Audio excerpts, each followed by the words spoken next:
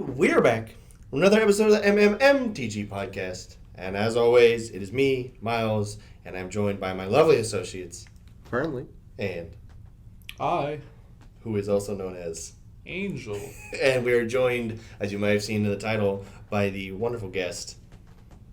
Jeff Fitzpatrick, no less. I was expecting to do a British accent, but Hey, how you doing? I can do that too, yeah. yeah, you might have seen Jeff on our last video that we did on the channel. I didn't see you, though. Yeah, you might have seen our lovely Joker Jeff. We did a VIP opening, and that was actually going to be one of the first things we were going to get into. So I guess without further ado, we are super excited to announce, as we are super excited to have seen, that our most recent video we put up, which was a VIP booster box, whatever, opening of the VIP Masters, Double Masters VIP Edition, 4 packs, and that was our first video to crack 100 views. First video to crack 200 views. Wow. So I was super excited about that. Kind of crazy out of nowhere. I was like, whoa, I didn't know that we had made that leap. So for one, I was super honored to be a part of it. yeah, well, I mean, exactly. So the last time you saw us, we were doing that video, and that was our first edition of Jeff Fitzpatrick on the channel. We're excited to have Jeff on the channel right now, and we're excited to have him in our first 200 plus video. We're excited to have our first 200 plus video. I feel like you're giving me a lot of credit. It's actually all him. It was all like a big grand scheme from the very beginning. How you doing? It's the new face of MMMtg. JFMTG. JFMtg. Yeah, but anyway, yeah. Thank you everybody for watching that stuff and following along with us for all this time. And if you haven't seen it yet, go ahead and check it out. We have 2 videos of VIP openings on the channel. The previous one that I did my opening is that video, and the one right before it, if you haven't checked it out, Mr. Angel has graciously allowed us to film his opening as he was doing it, and he got some pretty cool stuff. So, without spending too much time talking about our 200 view achievement, it's big for us. It feels weird talking about 200 views. No, it's super cool. Yes, but I was texting you like yesterday. I'm like, dude, we broke 200. Yeah. I don't know. With YouTube, it's kind of like when you're watching content, everything's in the 20,000 to like 2 million view range when you're watching it. But like when you're making it, just even whenever we hit 50 views, I get pretty excited. I'm like, okay, people watch this. Not just like, not just your 10 friends that watched it. It's like some people that we don't know, which is super cool. Don't worry, Miles. I watch 10 times a day. All 100 views. All 200 views is you. I mean, thanks. Thanks, buddy. I mean, thanks for stroking our ego. Anyway, we're having a good time. But anyway, we missed a whole lot, to be sure. Last time you saw us, we're talking about the Core 21 spoilers. A little bit of stuff got in the way, as it does occasionally. We kind of do this channel as more of as a labor of love. So sometimes you got to work, and Double Masters came out, which we really wanted to get ahead on that. Same as the Core 21 when it released, as opposed to doing the podcast. We did a bunch of openings. So if you haven't checked those out, you can do as well. Fernie got a collector's box that he opened. No, I didn't. Guess that didn't happen. Everything's not true. Everything we said is a lie. This is actually a Force of Will TCG podcast. Secret Veil. Pull it aside. Today we're going to be talking about the newest Vin Golf set. It's probably a good thing, because you did just hand your channel over to me out of nowhere. Yeah, this is actually Jeff Fitzpatrick, FOWTCG. Force of Will. Oh, got it. Yeah, anyway, so we missed a lot. We missed a lot for sure as far as the podcast is concerned. So we're going to try and cover as much of the news as possible. And for the meat of the podcast, we're going to be talking about the Core 21 post-set reactions. And then we're going to be talking about Double Masters post-set reactions as well. I have a little bit of a fun little section at the end. And then we're going to, hopefully next podcast, we're going to come back with the Zendikar spoilers, or as many of them as we have when we come and do it. And we're going to talk about it then. So is there anything you guys want to talk about before we head into the news? It's just great to be back, finally. Do you want to say it? No, I'm not going to say it. Oh, man. Just get to the next. Somebody else want to say it? Come on. It's always me. I'm alright. That's yours thing. Maybe I could do like a little outro. And we're gone. We're gone. We usually do. Bye. Oh, yeah. That's a good one. I like that one. Anyway, well, and we're back with the news. The first thing that we're going to be talking about in the news is Core 21. So Core 21 has come and gone. It was probably one of the best core sets that they've ever made. It's really good. It was absolutely insane. We're going to be talking about that as one of the main sections of this podcast, so we're not going to talk about it too much. But if there's any quick little tidbits about the release and kind of, I don't know, just as far as like news is concerned, if there's anything you guys want to talk about briefly is for the release before we just go into our thoughts about the whole set and the cards in it, if you guys want to touch about that now. If not, we're going to go into the next part. I think we covered them briefly in the last podcast, right? I mean, we were doing the spoilers then, so I'm wondering, just because there was some bannings and stuff. Unless you guys want to move that till later, but there was the bannings for standard. You're talking about bannings. I think that's a good focal I'm point. just gonna say overall for me, Mm-hmm. at this point, standard is dead to me. Oh wow! Until rotation. Shots fired. Yeah, I don't even want to think about it. It's like at this point, it's like for everything that's has happened to it already, all the bannings that we've had for like already almost 2 years, all these bannings just keep popping up. It's like, okay, I'm just gonna wait until it rotates out, and I hope it finally fixes itself. I mean, these sets are supposed to be designed to fix themselves, right? I mean, like the standard is meant to be balanced, but it's just there seems to be some sort of disconnect between like the people who are working many years ahead and the people who are working on an individual set, because like one set standard might break itself and the answer might be printed in the next set, and that's just kind of like, well, that's not going to work. So you're going to spend a whole 6 months or whatever waiting for the answer. Don't worry, no, it fixes itself, don't worry. If nothing would ban, it would just be green blue go burr into Ugin now. Pretty much, yeah. You'd be have Oko and Ugin. What were the most recent bans? It was Oko, Ugin, Right now it Summer. was Cross Spiral. Mhm. It was Teferi, which was a long-awaited ban. Yeah. People have been complaining about that forever. People were complaining about that back when Field of the Dead got banned. Yeah, they're like, why didn't that go with Yeah. it? It's really bad. The Wilderness Reclamation was gone as well, and oh man.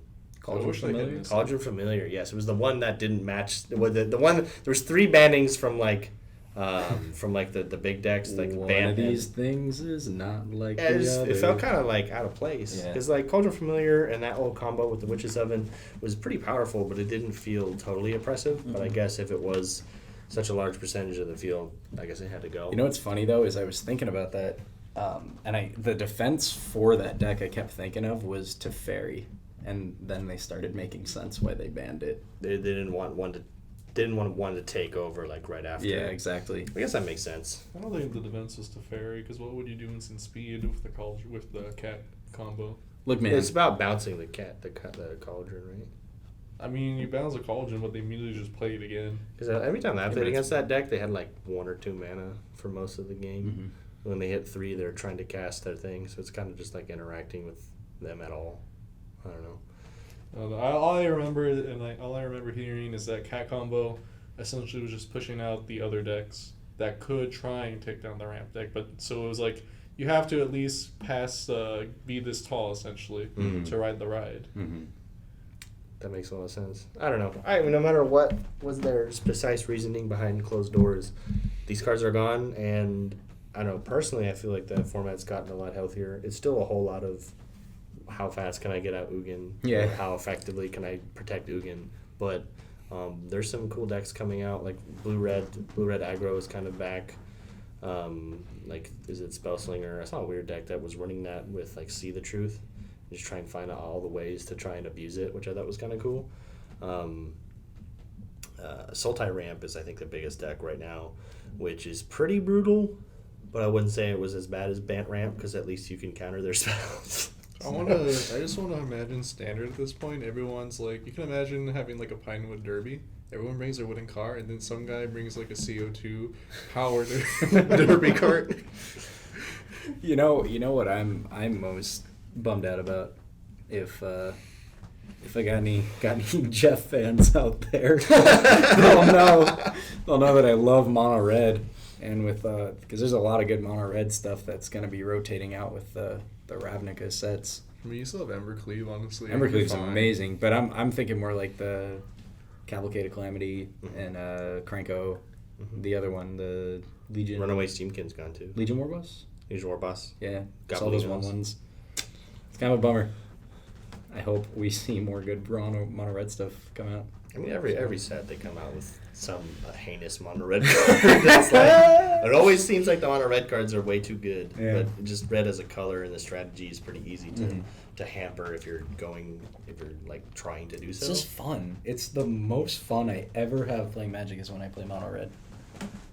I mean, also, it's like 90% of the decks you find on the ladder trying to go up on Arena. I guess as of right now, when you're playing, it's like mostly Sultai Ramp, which is kind of annoying because the games take really long. But before that, it was Teferi. Every deck you played was Teferi. But most of the time, it ends up being some form of mono red because mono red never goes away and it's never bad.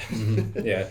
But yeah, so that's kind of the updates of Core 21 post-release and the bannings. But we're going to talk about the set more in depth in the kind of main section of the podcast. So if you guys want to, we're going to move on to the next part of the news, which is not really news per se, but news we missed. Jumpstart. It has come. It has gone. Too soon. We had Jumpstart release the quote-unquote new player product where you get two 20-card decks, two 20-card packs, smash them together, you get a 2 different color deck, or maybe it's a mono-color deck, who knows.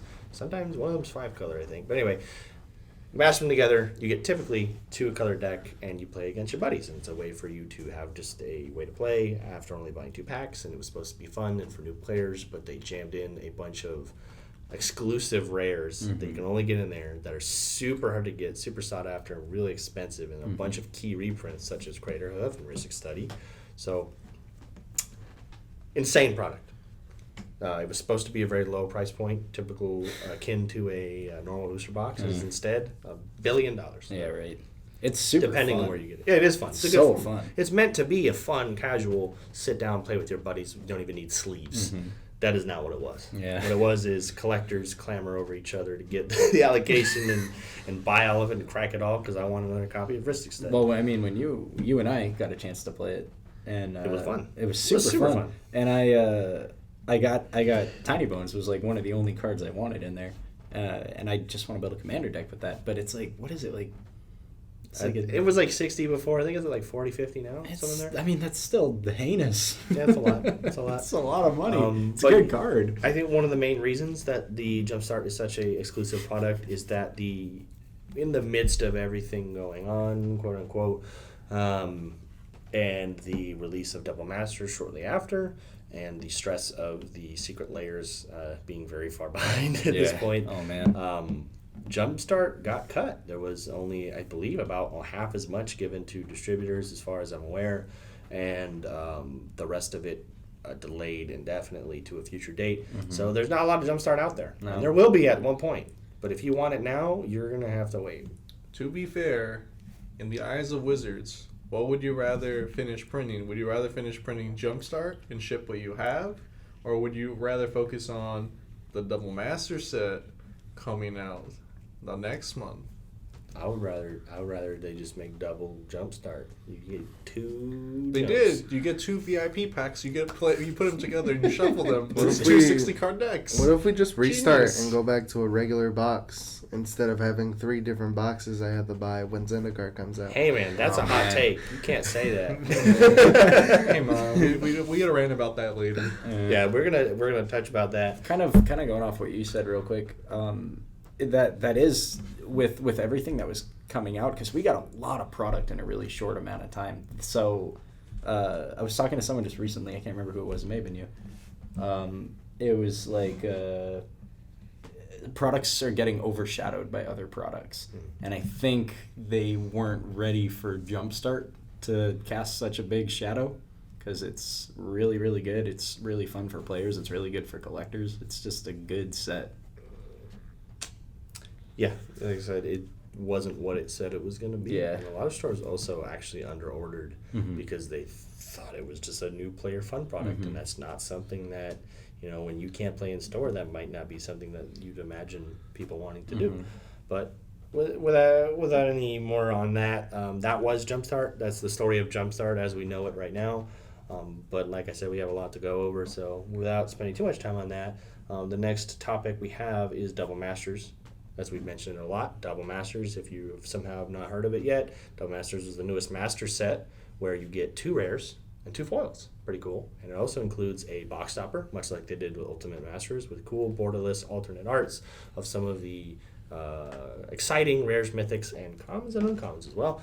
And you can get those in non-foil in the box stoppers, or if you get the awesome new version of the collector's pack for a Masters set, VIP Double Masters. It's what we were talking about before for the video that we first got, over 200 views.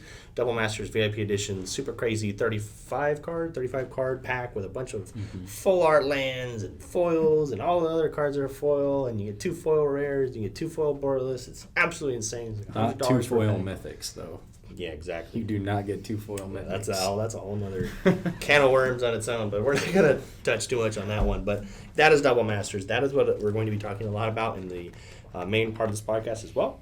But that is the announcement that we're doing post not having the podcast for a while.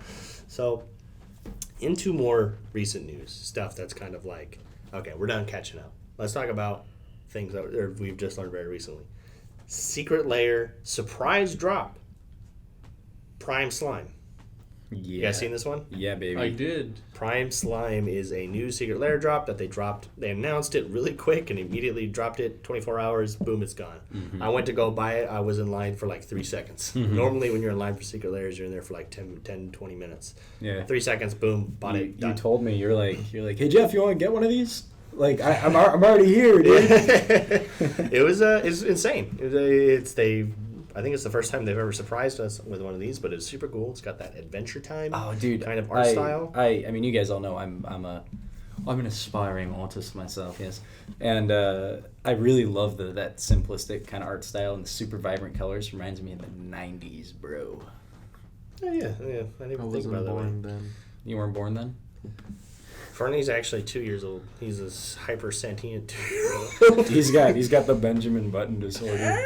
Does that mean you're only gonna live for like 25 years though? He's actually going to live That's like pretty 25 good. minutes. That's longer than I needed. 25 minutes. 25 minutes? Let's see if he That's lets why us that's why he podcast. doesn't talk very much on the podcast. Is that like he exists to do sound bites on the podcast and then disappears. Exactly. It's like that movie 1,000 Words where you can only say so many things. I've never heard of that. And but I don't know if that's what it's called, but the guy only has so many words he can speak before he dies. if I can find that during editing, I'll pop up something about it right now. But Yeah, anyway, Instead, it's just Benjamin Button. Yeah, that one too.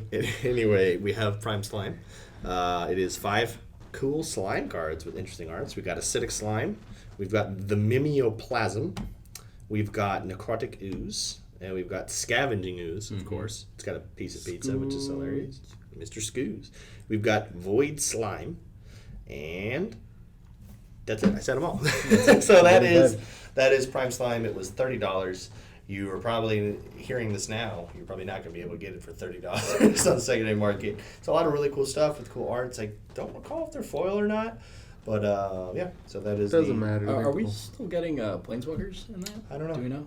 It's always going to be something in those slots, and I think for as long as War of the Spark is out, it should be a Planeswalker. But when War of the Spark is out, I think they're going to switch it to something else, but I don't know what it is. It's gotta be the Zendikar land. I was gonna say Zendikar Expeditions. Yeah. If you bought the Summer Drop, which we talked about in our previous podcast, you get a fetch. For every Summer Drop, if you buy the entire bundle, including like you get all of the Planeswalkers and all of your Secret Lairs, and then with the Super Drop comes one of the alternate art fetches from the Ultimate Edition, which is super cool. So that was one incentive of buying the Super Drop. Super Drop. So the other Secret Lair I want to talk about, which is something we learned about like right before we started recording. You're super excited about this one. I actually need to find what it's called, but it's Secret Lair Digging Dogs. The Secret Lair Dog. We got an email about it right before I wrote Secret Dogs. Secret Dogs. The secret dog dogs. lair. The secret dog. Oh, it's called Every Dog Has Its Day, and it is $30. Such a good name. Yeah. So it's $30 for non-foil and $40 for foil. It's the first time in Secret Lair they're going to be doing the option of having a foil or not, which is super cool. Which I won't harp on it too much, but it irks me a tiny bit, and I just gotta say this because if you're gonna buy a premium product, why just give me the foils, or give me the one thing. You know, it's a premium product. Why don't they give you a foil and a non-foil and make sure the foils don't curl? That's a different it's a different problem. I don't know. Like, why not just do them all non-foil? Like they kind of have been doing, or what I guess what I assume they're gonna do with the slime one, because they've all been foil so far. But I guess just from looking at the slime ones, I was assuming they usually when they announce them, they show you the pictures, but they come in foil. Mm-hmm. So I assume it'll be foil. Maybe that's just the really like opaque base colors. I feel like they wouldn't look as good in foil. And maybe that's just a personal thing then. And I think they look pretty good on the Ikoria showcases and stuff, like in Luna. Like she looks really cool in foil. So I like them better non-foil, honestly, but not because I don't like foils, just because I like that art style is a more opaque. You heard it here first, everybody. Jeff hates foil. Jeff hates Magic the Gathering. 3 fans. You lost 3 of the Jeff fans. But yeah, anyway, every dog has its day. It is the theme is dogs, which is super cool. You've got Lightning Greaves, rest in peace, Dig Through Time, and Ancient Grudge. And I just gotta say, the Ancient Grudge art is hilarious. It perfectly encapsulates a dog having an Ancient Grudge. I like the Lightning Greaves one. It's really simple. Just the dog next to some dog trees. It's just so wholesome. What's the dog doing in Ancient? In Ancient Grudge, it's a pug looking at itself in the mirror barking. Yeah. And we got Rest in Peace. It's just a dog kind of relaxing on some kind of memorial or gazebo or something. I think it's the same memorial from Rest in Peace, which is kind of cool. Dig Through Time is a dog digging in some dirt in some kind of time realm. It's like, of course, super cool. And Lightning Greaves is just a dog next to some greaves. Yeah, that's it. That's the most. They don't even look like shoes. No, they're just shoes. It should have been chewing on the shoes. That was my first thought when The Miles told me. question is, why didn't they just include the best boy, Isumaru, then, instead of the boots? None of these are actually creatures, which is kind of interesting. They're just regular dogs. Which is weird because the cat one. I kind of like that about the I guess just the last 2 secret lair drops, and then kind of the Ikoria Godzilla monsters too. Is you have it's not pulled from the source material. It's like its own thing that represents cards in the source material. I think that's pretty cool. Yeah. It's interesting is that like even though this is the dog one, there's no actual dog cards. It's just a dog theme. Right. But the cat one had cats, which I thought was interesting. They kind of started out as just alternate arts of cards to now into like, here's a reskin that's kind of almost completely different, but in a weird way, which is something more akin to what Commander players would do if they were getting alternates anyway, which is kind of the point, right? Yeah. I agree. Yeah, so that is every dog has its day. And when they announced it, it was really cool. You like clicked on the email, and like, hey, click here to check it out, and you had to like move your finger and erase all. Yeah, of this stuff. I was gonna mention that. That was really cool marketing. Yeah. You have to like dig through it. Yeah, it's to pretty get smart. into It there. just sucked. It really didn't work on the phone very well, so it was kind of like not that good. But anyway, super cool. Give them props for that. Without too much to say about the secret layers, the next part on the news, Zendikar Rising. Put the marketing image right here. We're throwing our hands around. It's like, oh, crazy! Zendikar, it's back 3 times. Let's go. You're gonna go to Ravnica 3 times? You gotta go to Zendikar 3 times. Gotta go to Zendikar. Zendikar Rising is the next set of Magic the Gathering, coming out September 18th, I think, pre-release. So we're on there. Next month, everybody. And we got no spoilers yet. 1 leak, which we won't talk about because we don't really talk about leaks on the podcast out of kind of respect for the game. Anyway, but we will talk about stuff we do know. Marketing materials have been released confirming certain characters. So we have Jace, he's one of the Planeswalkers. Nahiri, one of the Planeswalkers. And Nissa. Nahiri is back. I love Nahiri so much. She's one of my favorite planeswalkers. Are you ready for a new Nahiri Planeswalker? New Not Nahiri? an uncommon, not a terrible uncommon. Such a badass. Not a terrible artwork uncommon. Ooh. Anyway, shots fired at the artist. But yeah, so Zendikar Rising coming out. They've confirmed it's not. There's no like Eldrazi or anything because they're gone. It's going to be a harken back to the original Zendikar and World Wake, and you can have Jace, Nissa, and Nahiri, and also Omnath. Pretty much confirmed to have 4 colors, which is kind of cool. He's got another arm. That'd be I think he already had. I think he already had many arms. That just they're changing color. I don't know. Maybe I'm wrong. Did you guys not like my arm math joke? No. We don't do puns here. Okay, I'll leave. MMMtg. MMMtg. This is a serious podcast. It's Joe. very, very serious podcast. Look at your Tom Brady sponsors us, so we have Oh, to yeah. be serious Oh, dude, all that's the a- time. That's a series classic right there. Tom Brady. Tom Brady. And a lot of our older Commander videos, we just mentioned Tom Brady for like no reason. Why? It just became a thing. Well, I don't know. I don't actually have no. I don't He remember. was gonna grow the 6th finger for the Super Bowl to put it on. It's like, damn. It's a lot of our shenanigans during the older Commander videos. Yeah. We had very, very long form Commander videos. I loved doing those, but it's kind of hard to tell what's going on. So we kind of switched to the 1v1 for Commander videos now, which is definitely a lot better for as far as the audience is concerned. And then I just stand behind the camera and say dumb things. mm-hmm. Which is honestly pretty good. That's usually what I do when I It's play kinda- Commander with you guys anyway, and then I win. You like- stand behind a camera and say no. I just sit there and play solitaire while you guys do crazy stuff.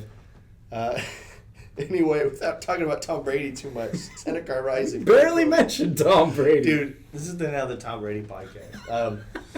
Anyway, Zendikar has a very interesting piece of information, which I think we need to touch on a lot as far as news is concerned. So everybody knows about the traditional booster box, mainstay of Magic the Gathering, and very recently, since Eldraine, I believe, the collector's booster box has been with us. It is a super cool product where you get a bunch of foils and alternates and crazy, crazy, crazy. They have now put something pretty much in the middle of those two products. In the middle as far as price range and ability of getting cards is concerned, they have now what is called the set booster. So we don't have too much information about it as of right now, but what we do know is that it is going to be mostly a normal booster pack. You get 2 rares, I believe, from the set. But so you got a booster pack, you get theme commons and uncommons, you get 2 rares, but you also get a 1 in 4 chance or a 1 in 3 chance of your add/token slot of being a card randomly inserted from what's known as the list. And the list is a curated list of reprinted cards from long ago. Could be pretty much any era in Magic except for obviously the reserve list. And it's going to be in your back. It could be old cards. It could be slightly newer cards. It could be really expensive. It could be whatever they want it to be. But there is a rumor, a grapevine message that they may or may not be fetch lands because Wizards has been promising to reprint fetch lands for us in the near future, but saying they're not going to be in standard, but not necessarily that they couldn't be on some sort of list inside of the quote-unquote set booster. So it's kind of weird, to be honest, to have so many different options as far as pre-ordering and buying a new set. Like, do I buy my normal booster box? Well, I've been buying collectors, and now what about the set booster? Do I buy a set booster and collector? I can't really afford that. What do I do now? I gotta be honest. I when I first heard about them wanting to reprint the fetches, I was thinking, oh, that's a really stupid, terrible idea. I don't like that at all. But I kind of like that, like getting a chance, having a chance to get one, rather than like just putting it in the set of like double masters, for example, which is what a lot of people were speculating was going to happen. Is like because Wizards sometimes likes to at the last minute drop in like, oh, hey, this is in there too. So people were thinking that was going to happen, including me. So I think this is a good way for them to reissue. And I should say, yeah, like I said, it's not confirmed. Yeah. For all we know, fetch lands could be in, I don't know, Jumpstart 2, the jumping. The jumping. But we're pretty sure it's either that or Commander Masters, which is something we touched upon in the last podcast we did. I forgot about that. Yeah, they're doing a lot of products. Man, I totally forgot about that. Yeah, that's the new Commander draft set, which is super cool. But I believe we already touched on that in the last podcast, and we have like a lot to talk about right now. So we think the fetch lands are going to be in this one, and there's going to be other cards for sure. And there's going to be a base list of cards that could be in set boosters, and they're going to change slightly. So there will be a base number of cards that are same set to set as they continue doing set boosters, and some of them are going to change. So I assume that means the fetch lands would go out and something else would go in, depending on what the set is. But you still might be able to get, I don't know, Primeval Titan or something, right? I mean, some crazy reprint from a long time ago. But yeah, so that is the set booster. Take that as you will. The prices on that are not really firm. Kind of wild depending on where you live and the if you're buying online or not, and what listing and what your store is doing. So I wouldn't even want to comment on how much it costs, but it's definitely going to be somewhere between a normal booster and a collector's booster's price for sure, because that's exactly what the product is. Do you guys have any opinions on the new set booster? Take out a mortgage. On what? Your house. Take out a mortgage on your house. And then just buy a bunch of boxes. Buy. No, that's Buy it all. actually buy. Don't even take out a mortgage on your house. Just take out a mortgage and buy a house. And Just take out a mortgage, buy a house. don't buy Magic, buy a house. Don't buy Phony's Magic. like, buy real estate. What if you just build your house with Magic boxes? Buy set boosters. And No, use all just the become empty a boxes. planeswalker. Okay, Dude, you're smart. I have a real thing to say here. I, for one, especially with the mystery boosters and stuff, I, for one, love opening new legacy border cards. Like, obviously, Oh, reprints, yeah, but I reprints think of that's cards it's a with really the cool, older- a really cool feeling. Like seeing a pack fresh legacy border card again, I think is really cool. So, like one of the ones is like Lotus Petal or whatever. Yeah. It's just probably one of their ways just to circumvent the community, because I know there's a lot of people that really love the old arts and they at least want to hope for them to do like maybe a set with that. Mm-hmm. But I think this is just a way, so it's like, okay, get off our backs. It's like here. But also the lists, I have like a gripe with it, because the list, if they're doing it for like every standard set and they're just adjusting it however they please, it kind of just seems to me it's like, okay, this is the stuff that we don't really want to print because we actually want to put the good stuff in here, so you have a reason to buy this instead of going for like the collectors or for the regular box. I think it's weird. Like, in my opinion, the list is an awesome idea. I think it should have been just the normal boosters and also the collector. I don't think you should have been able to get foils of whatever those cards are going to be. It's just like a thing that you could get in a booster pack. There didn't need to be another product for it, because there is such a thing as product line cannibalization. It's a concept in business. I don't know if I've talked about this on the channel, but I go to business school actually.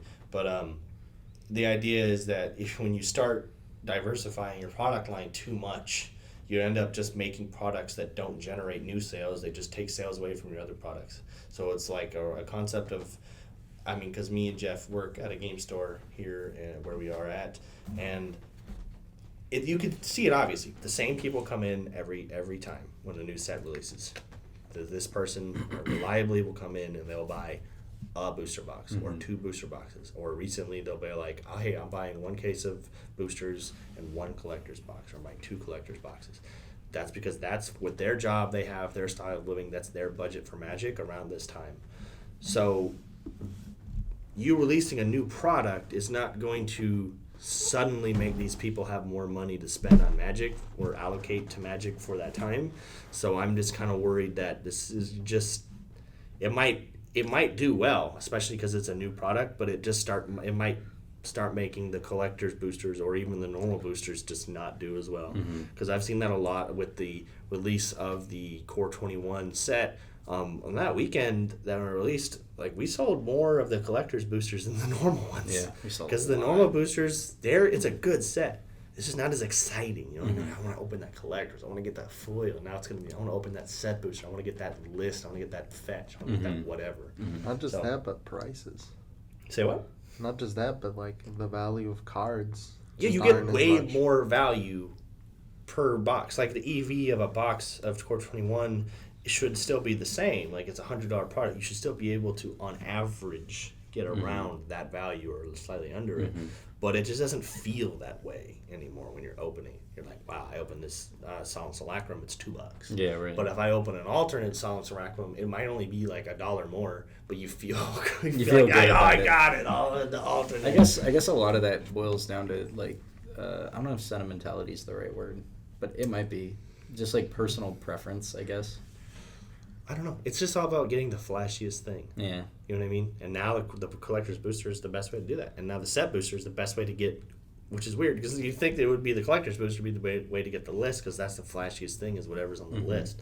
Now it's like, no, now it's the middle tier product is the way to get the best possible thing, because we're going to assume that the list is going to have crazy stuff, right?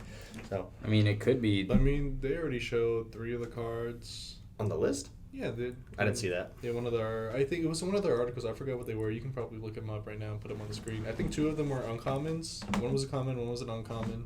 We will get that right away. How did you do that? ASMR. Got so close. Tom Brady would not approve. But, That was a Tom Brady moment, guys. But some of the cards look like they're just random cards. So it's like it looks like they could just be some random commons or uncommons that they just put in there, but some of them are actually. They're gonna have. I'm so sorry. They're gonna have the mystery booster symbol on the bottom left. Okay, that's what I was gonna say. Crazy. Is it They're marked. They're is all it marked. gonna be the same list as It's Mystery almost. Booster? They're gonna have Muscle Sliver, Cloud Goat Ranger, and Pact of Negation. That's a good one. Nice. That's a We're really gonna good have Walk one. and Turn in there too. So my only gratitude about the list, there's always they said that there's going to be 72 cards from the list. So I already know 3 of them. So we're going to assume that maybe at least 2/3 of it's going to be commons or uncommons. And then remember, you're still every 4 packs pretty much. You're at least to get 1 card from the list. So imagine how hard it is just going to be able to actually get some of those cards. Mm-hmm. As long as one of them is Goblin Game, I'm 100% in. Probably as hard as getting 2 It's foil really, mythics. this really makes me feel that Mystery Boosters was just simply a test for this. Yeah, You know well, what I mean? it's Exactly what it is. when- Those cards are going to appear exactly as they were Mhm. with that little symbol. when Josh is one of our buddies. He was telling us about this whole thing when he first mentioned it to us. I was like, it's just Mystery Boosters, but on a much smaller scale. That was my first thought. I'd rather buy Mystery Booster I mean, because they're fun to play. I like the new stuff. I always buy the new stuff, whether or not I really have a personal interest in it, because I just like having it. And then for like future value, I just think it's a good idea to pick it up. Definitely. But I like- bought so much but- Core 21. To me, Jesus Christ. I think the real selling point on the set booster is honestly going to come down to whatever's going to be on that list. So if they always leave the fetch lands on, I'm pretty sure the set booster is what people are going to go for right away. Mhm. But also it's actually going to depend on the set, how it actually looks like, how it feels. So I would say like what depends what the showcase cards they make for Zendikar. Because people might just be more inclined to go for the collector's ones if they're actually really nice and they actually really want to collect them. Mm-hmm. I wanted to say something. It was weird. It's like a random thought that I just got when you were speaking about Oh that. no. I feel. Oh no. Well, I just worried. felt kind of jaded when you said that. You know what I mean? It's like we're just talking constantly about the flashy list and the foils of the collectors and like, is this set gonna be good? Are they gonna have the good showcase? And I was thinking like, what about the set? What about the cards? Yeah. We didn't even think about Well, that. that's what for I'm a saying. second. No, that's what I'm saying. Yeah. That's why I always get the new stuff. Whether or not I really have a personal interest in it, I'm always going to get it. Because you don't really know what you're personally going to find in it, that you're going to find value in. Not even necessarily from a monetary standpoint, but like, oh, I love this card. I want to put this card in my deck. That was a lot of the problems with starting with Battle for Zendikar, which is funny because Zendikar, starting with Battle for Zendikar, and then going into Kaladesh and going into the Amonkhet block. Those expeditions were awesome, brand new, crazy things. There's an amazing moment in Magic's history as far as being a player and some of the cracking packs, but it really overshadowed just the cards in the set. It ruined a lot of their values, but those sets were fun. They were really fun. They were cool sets. Like, I actually really liked Battle for Zendikar. They had the ally mechanic, and Landfall was back, and even when they had that Bring to Light deck, it was kind of funny. But there was a lot of really cool stuff going on that it was kind of like, when you're opening the pack, it's like, did you get the Expedition or maybe the Ulamog? Or otherwise it was like, Yeah. it's not a I good set. agree. I mean, the same thing kind of happened with Amonkhet and Our Devastation and the Absolutely. Kaladesh block too. I remember I bought a box a while ago, and I forget who it was, but they were like, "Oh, did you get it was a box of Our Devastation. Did you get a thing?" And I was like, "No, I don't even care about this anymore." Yeah, it's like I got a Scarab God or something. I or did get a anything. Scarab God. That was pretty cool. It's a good one, but it could have been any other gods too. The other gods were good. They're not really worth too much, right? Scorpion God's not that good. That was a bummer. I love Rakdos. He's fun. He's fun, but It's like, hey, at least two play him. of the 3 gods were pretty cool. Speaking of Amonkhet, the next news that we have. What a It's segue. a great segue. I had to take it. We actually were on this one for quite a while. What I a was talking for a segue. while. We had a lot to say. Amonkhet Remastered. Did you guys check any of that out? A little bit. I think you and I were looking at it a little It is while ago. it is pretty interesting. It's an arena-only expansion where they redid redid almost a ton of the art, and they put new rares and mythics in it, and made it a really interesting draft format. Did you guys get a chance to play that one? Nope. Sadly, Nope. Moving sadly, on. it's on Arena, so. I was going to say, to be honest, I don't play Arena that Arena often. isn't. Well, I play Arena all the time. It's just. It's I- depressing to play. It's depressing to play, but I You play hear it that? constantly. You hear that, Watsy? Fix your game. It really is. makes Like me I depressed. should. Make me I less shouldn't be. depressed. I shouldn't be able to consistently draw 13 lands every draw.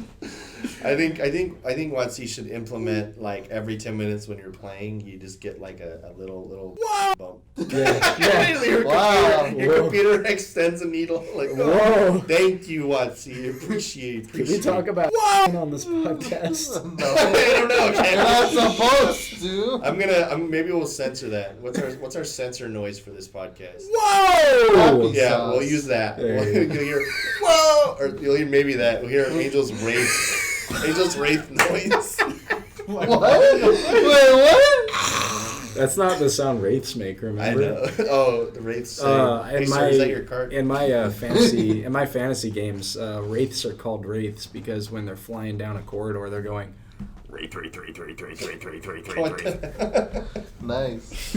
Anyway, Yeah, Arena sucks. that was a hot take, sir. Wow. It's not a hot take. Anybody who's played Arena can agree. This guy is strongly It's- opinion. it's We haven't awesome. even heard you for like 20 minutes. I think Angel's got something Barney to just say. sitting there silently festering. It's like But besides that, I don't know. I try to play Arena, but it's like standard. I don't know. When I think of Arena now, I just think of standard. It's like when I think of standard, I just think of what it was. whoa, bro, you're not playing Brawl and his stuff. Can I? I was about to say I actually Bro, really I don't- like being able to play Brawl with people who are playing Brawl Bro, I because like to I play really real like the formats. format. Hmm. I think it's a super fun format. When it came out, even though that was kind of like a not intentional release. Yeah, it was a mistake, right? Yeah, even though it was accidental, we had a lot of fun with it when it came out. Mhm. I don't know. It was pretty cool. That's when I Why is there first no built. sealed on Arena? Say what? Why is there no sealed on Arena? There is seal. It comes and goes. Well, yeah, well, it's like the preview. It's for releases, yeah. I don't know. You want to do it all the time? Exactly. Well, that was what I was They gonna bring say. it back Is sometimes. I'm really happy that I haven't played in like a week or so, but are they still doing a Brawl all the time now? Because I think so. it Last wasn't time I all saw the it. time before. It was like every Wednesday you can play it for free, or you could pay like a monthly subscription just to play it anytime you wanted to. what is this? I Fallout think now you can 46? just ladder it, right? Jesus. I would love, for just about any format to be able to be played all the time, just so you and your friends can go on there and be like, hey, let's do a sealed Well, Well, event. you could Yeah, always man. direct challenge your friends. Sure, yeah, but I mean like different formats, Yeah. you know? Because Brawl's so fun. I love Brawl. More people need to play Brawl. I'm calling all y'all out. Bro, the only deck I made was like 3 years ago. Yeah. I made a. That's it. For one of the FNMs at home, I made a mono black Erebos. Just kind of tapped all the cards I had, and it was like really overpowered. It Well, was I'll, like I'll really do you good. one better. When Brawl first came out, I made Yargle Glutton of the Urborg. I quit, everybody. I quit Magic. You Just quit back to Jeff Fitzpatrick, Force of Will, card game, the podcast. That's what this. We got really off topic. Checks We were out on talking about Twitch. Aaaaaaaand. Aaaaaand Mastered, pretty cool, everybody. If you did see those arts, it's really cool alternate arts. Props to the artists for, especially the Hornet Queen. I really like that one. Yeah. But without too much time on there, we wanted to touch upon two last things before we go into the main part of the podcast. We have the Japanese War of the Art alternate planeswalkers. If you guys have probably seen this, the normal ones have climbed a little bit, but the foils have climbed to astronomical values on a rare MMMtg financial watch. It's kind of crazy. From what I've heard, it might have been something to do with the Japanese demand finally reaching here. A lot of the people over there really wanted them, and they're kind of now finally going like, well, the Americans are selling them for really cheap. Let's just buy them from them and ship it back home. But yeah, those Whoa! Let's fix this. Yeah, they Jack up those prices. the alternates are thousands, some of them, It for makes me foils. so sad. It's like, man, Yeah. I'm Makes sure you bought sad some. 'cause To you want be to buy it. fair, I just want to buy a regular Liliana for a reasonable price. Yeah, that's Yeah, not no. ever gonna happen. Exactly. Pop it up. I just want to get the entire set of them. That's all I remember wanted when to they. do. Oh, sorry, I remember when they came out, And some of the people are like, yeah, I like them, but they're so expensive right now. I'm just going to wait for them to go down. Good luck, buddy. Meanwhile, I was Good just luck. like, where are those extra boxes you guys are hiding? I was pretty stoked because I do have my favorite Planeswalker is Karn, and I do have a foil alternate Karn. So That's solid. considering, so he's like a couple $100 right now. I'm considering selling it because I have a car payment. I was gonna say that's like almost 2 set boosters, bro. You're Yeah. almost there. Wow. Planeswalkers, I think the one that I like the most of art-wise is the Tameo, even though she's one of the cheaper ones. Mm-hmm. She's pretty good. For me, And also the Nissa. it's Ashiok. Ashiok. That's Ashiok, an alright bro. one. The Ashiok. Isn't it just almost the same art, just slightly head tilted the other way? Head tilted No, it's the other different. way. It's different. Nah, dude. It's the faceless you person with the smoke. Hey, honestly, from right dude, to left. like you're kind of ruining the vibe right now. Oh, We're having a good come on, time dude. talking about Ashiok. Yeah. Anyway, so the next Force of Will expansion is called. That's my new favorite joke. I like this that. Force of Will Japanese, podcast. Japanese War of the Spark, really cool. Foil's really cool. Alternate's really cool. Prices, why so high? I don't know, but pretty cool. On to the next. Keep thing. going. That was a Keep really going. good- I like that. I don't know. I what bought it a was. ton of those boxes, and Jesus Christ. You're just I did get the foil Nissa though. That was pretty decent. That's a good one. That's pretty good. And a foil. What was her name? Samet. Maybe. Samu. Maybe. Who knows? Anyway, the last bit of news before we go into the meat and potatoes of the podcast. I think we used to call it that a few Potatoes? times. The jet. Wait, what? I thought we I already just want passed it. potatoes. Jessica potatoes. Anyway, Jessica and potatoes. I think Jeff would actually have a better time talking about this because he's a little more well versed on the subject. MTG D&D minis. Oh Go into yeah, that. we don't know too much about them. I only kind of heard this in passing, but they've been kind of melding the two worlds together of D&D and Magic with the Guilds of Ravnica set, the newest one, Theros, Mythic Odysseys of Mythic Theros. Odysseys was the of newest Theros. D&D Magic book, which is really cool. I'm Released trying to. I recently. feel like there's another one, but I can't really think of it right now. They've made little primers for doing other sets, but there hasn't been any other books. Yeah, there's like plain chase books. That I think it's super cool.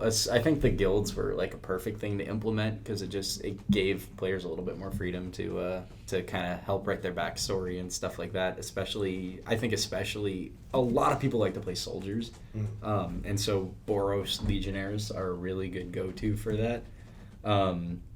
But yeah, I heard that they're going because they did do some pre-painted minis with the random buy kind of boxes, the blind boxes, and I heard they're going to be doing unpainted minis of like planeswalkers and legendary creatures and regular creatures and all this kind of stuff. Okay. You all right, man? I think Angel died. Well, everybody just like snapped their head over to him. I was worried you hurt yourself. I was just drinking my dry Canada, and then it just. And then you became dry. Yeah. What? I thought there were no puns allowed.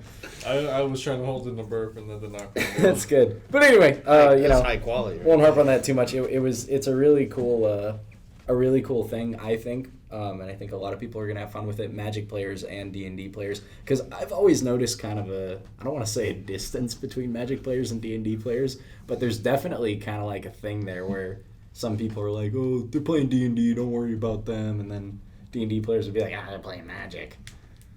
There should be. They're both nerds with money. That's what I'm Doesn't- saying. We're all pretending to be We're all wizards. nerds with money. At the end of the day, we're all pretending to be wizards. Yeah.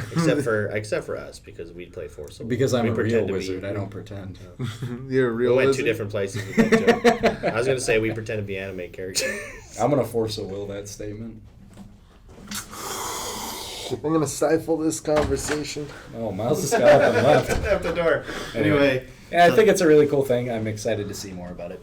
Anyway, that is the news as it is as of right now. If we missed anything, we apologize. We might put a little tidbit at the end. Let us know As far down as in the editing. comments if Let you us- missed anything. If we missed anything, let us know. Also, write our next podcast. Anyway. Write our next podcast? Is that what you said? Every single moment of this is scripted. You're on this even Google even Doc. down to Angel's burp. Oh, yeah, that's right. I actually forgot. I'm reading a teleprompter. That was right actually now. I forgot I'm reading a teleprompter. That was actually very hard to replicate. I don't know how I was able to. You're a make true that. actor, a master of your craft. Thank you. A master This is of like the our craft. 18th take, Are bro. we playing Minecraft now? No, he's making mac and cheese. All right. And this is the the end end of of the the podcast. podcast. See you later. Just end it. Goodbye. Just end it, everybody. So Core 21, post-release. This is the first part of the main part of our podcast, even though we spent quite a lot of time talking about the news, but there was a lot to talk about. It wasn't that much time. Anyway, Core 21, what did we open? What were the sleepers and the duds? And what is our reaction of Core 21 post-release? So if you guys want to just go into, what did you guys get so far? I give Conspicuous Snoop 2 thumbs up. You want to move right into the And gauntlet? one Oh, yeah. nose plastered Absolutely. on the glass. I get exactly. I was about to say I give Conspicuous Snoop the art 10 out of 10. Yeah. That's perfect. It's Yeah, hilarious. he's good. I like him a lot. I put it on par with the new dog arts from Every Dog Has Think Its so? Day. I mean, it's a good one. for It's pretty sure. fun. It's hilarious. He's like it's the him peeking in. He's and the person's very like, conspicuous. yeah, the person is like, what is he doing? Yeah, it's a great representation of what the card is. All those Jeff fans out there know how much I love goblins, and All those 3 guys who left the building.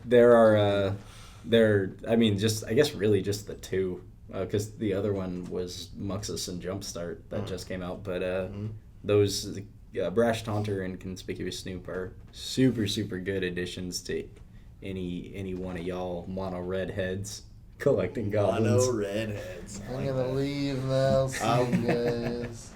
Because Biggie Soup is also an important card for Modern and Commander. It's been making a few different waves. It's actually held a pretty decent value, even with the foils and alternates. Bogart Harbinger shot up when that card came out. I don't recall that card, but I'll definitely throw it up on the screen right now. You tutor for a goblin, And you put it on top. So you tutor for Kiki Jiki, and you win the game. That sounds not too bad. Very, very good. As far as the mono red is concerned, but there's been a lot of key reprints as well, and a few other new cards. One of my favorite cards of the set was Elder Gargaroth, and that is a card. That's a card that you cannot keep in stock. That is commander players, standard players with the spec. Everyone is going after this card. It's absolutely insane. It's really good. Super cool. I mean, when we were reading it on the spoiler, we were freaking out about it in the last podcast. We're like, this is crazy. It's insane. It does everything, and it's huge, and it's undercosted. Green it's is the best color. Exactly. I think that's going to be a card, maybe even post-rotation, when the format's changed a little bit, that's going to be a defining card that's worth some money. You know what I mean? It's This- as of right now, it's like $8. It's like, that's not right. Now Can't. this is a sleeper. Uh-huh. Well, it's all mainly because it's also seen playing Modern right now. I've seen Basic it as a play sets in recent 5.0s It's a and good Girl card. Mid-Range. Yeah, exactly. It's It's been insane. It's been replacing Glorybringers, surprisingly, as a top end. Glorybringer Really? is good too, but this does a lot. Yeah, And that's more why. power. It's more power on the board. Draw power, body power, life, gaining life. It does what you want when you need it, and it's undercosted, hyper aggressive threat. It's Mhm. and it's not legendary. It's everything. It's really insane. Other cards, Ugin Spear Dragon. I mean, what do we expect? It's taken over the format. when it's Ugin the coming out. Spear Dragon. Either you Yeah. play it or you concede. Yeah. Which one do you choose? Honestly, It's like even the decks that are already ramping into other expensive stuff like Casualties of War are still playing at least 2 copies of it. Honestly, it kind of depresses me because this standard is much different from old standard of Ugin. Ugin used to be you could play a deck without Ugin back in the day and you'd still be fine. Mhm. Now it's like you have to play Ugin yeah, or you're not playing the game. yeah, It's kind of ridiculous. yeah. I think I the issue is don't. I just don't like fast how you can- limiting it's become. I was gonna say, I think it's just how fast you can just chuck out a Nugan, honestly. Mhm. I mean, Well, on top of that, the versatility of the card, you can play it in every single deck. You don't necessarily have to build your deck around because it it. used to be that you needed to have some kind of dedicated deck for that. Mhm. Otherwise, you weren't playing it for a long time. Right. Now it's like there's a lot of strategies that can get it. There's some that just try to resource deny the opponent so that they're not doing anything, which gives you enough time to just play it out Mhm. naturally. But ramp is really good. I mean, they got rid of Growth Spiral, but That's what I was gonna Uro say. is still here. Our Uro Arboreal is still Grazer is still here. here. It's like you're still Nissa is still here. Like, you're still playing Yeah. it super early. It's like Ugin is so impressive. This is not here for much longer, though. Yeah, but it's like neither is Teferi. Yeah, still but not but Teferi is, I mean, he That's what they could have got rid of her he too. gone, baby. Like I said, standard is dead to me till rotation. You can be okay, Angel. You got some Standard's stuff you been wanna talk dead to about? me since the end No. of cons, No. really. Fernley's The end of cons brought the end of standard for me. Dang. Wow. You guys are very depressing today. Standard's just not what it used to be. Anyway, thanks for having me on the show, guys. Biggest disappointment of the set, surprisingly, the new Teferi. Really? It's good. What? That card's insane. What are you talking It's pretty about? good, but it's not as good as I thought it would be. So it's a disappointment as far as you're concerned. Yeah. Yeah. Because that It's card's just been seeing not a as lot of good. playing standard and a lot of playing commander too. Because it's nuts in that format, and that does those 2 extra turns are pretty good. Yeah, remember, this is not the standard podcast. This is the MMMtg Podcast. Where we mainly play Force of Will here. Yeah. Uh, All formats still do exist, and they have obviously been trying to lean a little bit heavier into Commander lately. Yeah. I mean, it's the year of the commander. Mhm. That's their stated goal of these sets in the most recent years. Mhm. Double Masters, Core 21 with all the crazy reprints, coming into actual Commander Masters and Commander Legends Green. This is the year of the commander, and they're doing a good job of it, even Mhm. given the unfortunate scenario right now. Even Jumpstart was a good format. It was a good set for commander. Those newest- Tiny Bones, baby. Love that card. That's one of the hottest commanders right now. Love that card. It's the hottest commanders. Tiny. He's a hot little bony boy. I'm gonna Oh, take that wow. out. Take that Boy. out. Let's I don't even Let's know. cut Let's that. roll it Sense of that back. whole sentence. End of podcast. See you later. let's keep going. Yeah, anyway, Anyway. the rest of Core 21. From what did you guys kind of open? That's what the one that I wanted to start with was like, what'd you get? Like, what are the cool stuff? Like, they've seen me and Fernie open stuff in the I've channel. opened everything. We got a lot of good stuff. We got a few Ugins. We got some good Teferis and stuff. I don't know, opening up stuff outside of the videos. We've got an Ugin a lot. The hit rate on that is much higher than I thought it Yeah. was, bringing his value down to like We got 25 that right now. Teferi. Yeah. Teferi comes out a lot too. I mean, at least for us. Maybe we're just Azuzas are lucky. pretty I nice. feel like there's one Teferi in every box at least. It feels like it. Even in the collectors too. But It's still sadly, expensive. I can never get a Ugin. I opened like Really? I opened 1 or 2 collectors. I didn't get a Ugin. We grabbed some random pre-release kits like a month after release. Oh, yeah. Each of them had like an Ugin in it. Wow. We're D. like, Romo got one. yeah, the legend in the flesh. The man who David doesn't Roman. play Wasn't Magic like together. two of those pre-release kits like almost the exact same packs? It was weird. We think there might have been some kind of cutting issue and sorting issue, as in like I opened up a pre-release kit, which no lie had Ugin, 2 Temple of Silence, 2 Temples of Silence, and 2 Fabled Passages. Fabled Passage was being a really great reprint.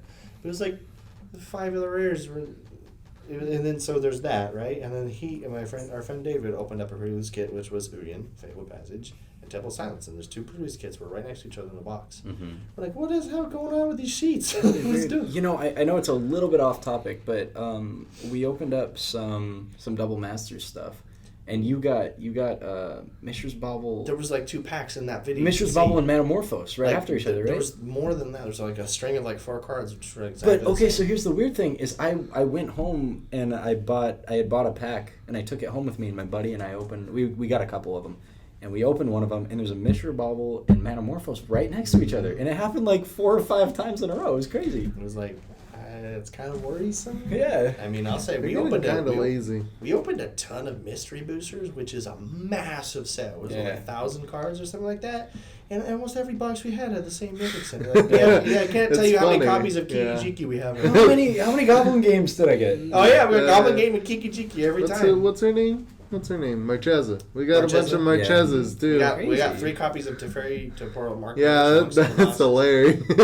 Like I said, these aren't bad cards, but it's like, where's the variation? We got Where's 2 of the- those foil where's the- Sycans. Where's the mana crypt? Where's that at? Where's that at? When I pull a card, I shouldn't be able to say, "Oh, I know it's coming next." You know what I mean? That was a problem that, as far back as I can remember, the first issue we had with that was Battle for Zendikar. It was a huge controversy when it came out. Battle for Zendikar was, you could open up 2-3 packs in a set, find the first mythic, and know all the other mythics. Straight up. It was Gideon and what was the black card? Kalidas. I think Gideon and Kalidas. I believe that was the 2. Those 2 were like totally tied together. No, it was Drana and Gideon. Drana and Gideon. Original Zendikar.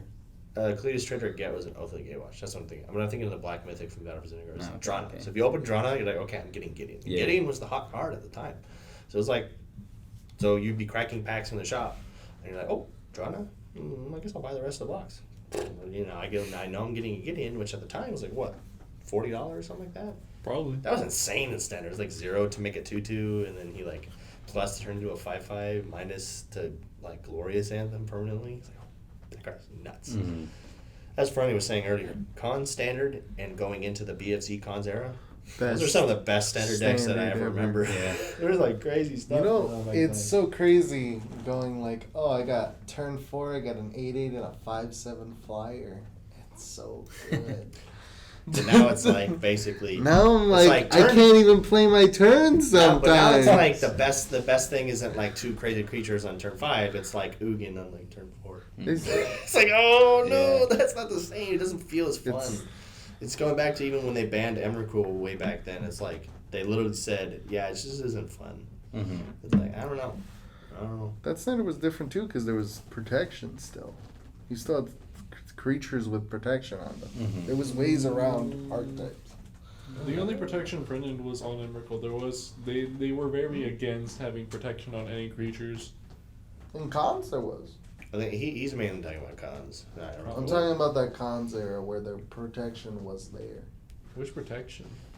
Magic Origins had Gaia's Really Revenge, which was kind of Yeah, interesting. Gaia's Revenge, an 8/5 with haste, which can't be targeted by anything but Mhm. green. I mean, that's kind of different then, because that's pretty much. That was Origins right after. Oh, okay, yeah. Yeah, there was a bunch of stuff. It was all random. Nobody really played those cards except me, which usually ended up That's a being very reasons broad why I statement. went. Nobody Nobody played these really cards did. but me. Honestly, I think I was the only person who played like Magic. cards, like random cards out of Origins that weren't the Planeswalkers. Origins. Yeah, Origins Planeswalkers are like the only thing I'd see out of them. Yeah, well, because that was the big gimmick in Origins, right? Was the flip overs. Yeah. The Planeswalkers aren't the gimmicks anymore. After War of the Spark, Planeswalkers are not the gimmicks. I really like the War of the Sparks. That's just, after the War of the Spark, Sparkwalkers. because I think they burned everybody out.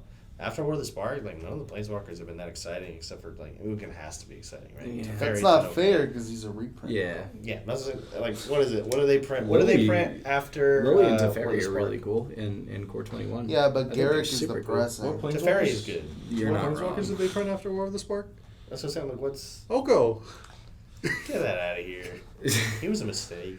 You think so? I don't like him. The Garrick in that set was okay.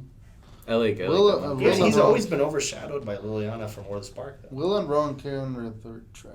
The Royal Scions. They're Yeah. okay. I mean, they're usable. I think they were seen played Modern. I'm not entirely sure. Probably not anymore. I didn't think they were I that wouldn't great. know. I would have liked them as 2 individual Planeswalkers again, though.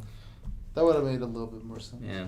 I think so. The story of that is that when Battle Bond came out, they didn't have a Planeswalkers made for it yet, and they wanted them, and they Mhm. wanted some that would go with it, and they had not been using. They had plans for Will and Rowan in their story in the future, so they borrowed them. They're like, Mhm. well, how about we just first appearance Will and Rowan for this set, and we'll figure out something else for Eldraine. That's so cool, though. So they borrowed that, and that was their first appearance. And then so we got these 2 Planeswalkers that they seem like they're from the Battle Bond world, but they're actually not. Mhm. They were always meant to be from Eldraine. Well, see that like from a story perspective, and I guess even like I guess you could say a marketing perspective. I think it's really cool to call forward to something like that. Mhm. Maybe I don't know. Maybe I got a different vibe off of Battle Bond, but I always felt like what I believe it was intended to feel like was like this is an arena where people from all over come and battle it out and.